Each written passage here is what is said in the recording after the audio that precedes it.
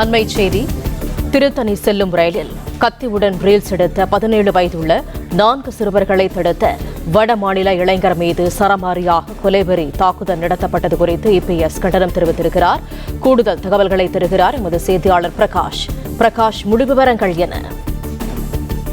திருத்தணியில் வடமாநில இளைஞர் ஒருவரை 4 சிறுவர்கள் சுட்டு போட்டு அறிவாளால் வெட்டக்கூடிய அந்த காட்சி வெளியாகி அதிர்ச்சியை ஏற்படுத்தியிருக்கக்கூடிய சூழ்நிலையில இந்த விவகாரம் தொடர்பாக அதிமுக பொதுச் செயலாளர் எடப்பாடி பழனிசாமி எக்ஸ் வலைதளத்தில் பதிவிட்டிருக்கிறார்.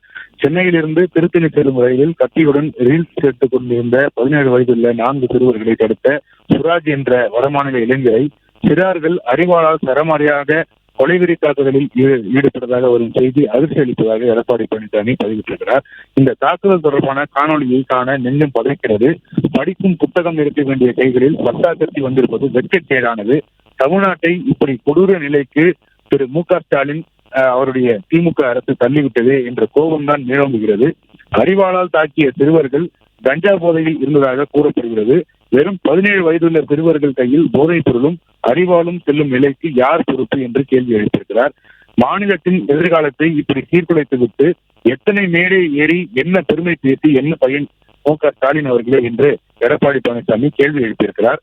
கைது செய்யப்பட்டுள்ள சிறுவர்கள் மீது கடும் சட்ட நடவடிக்கை எடுக்கவும், இந்த அளவுக்கு ஒரு சம்பவம் நடக்க மூல காரணமான சட்டம் ஒழுங்கு சீர்கேட்டையும் போதைப் பொருள் புழக்கத்தையும் கட்டுக்குள் கொண்டு வர கடுமையான நடவடிக்கைகளை மேற்கொள்ள வேண்டும் என்று தமிழ்நாடு அரசை எடப்பாடி பழனிசாமி வலியுறுத்தியிருக்கிறார்.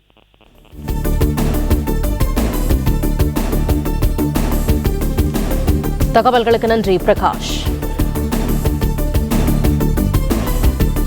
பிளே ஸ்டோர் மற்றும் ஆப் ஸ்டோரில் இருந்து பாலிமர் செயலியை QR கோடு மூலம் பதிவிறக்கம் செய்யுங்கள். செய்திகளை உடனுக்குடன் பெறுங்கள்.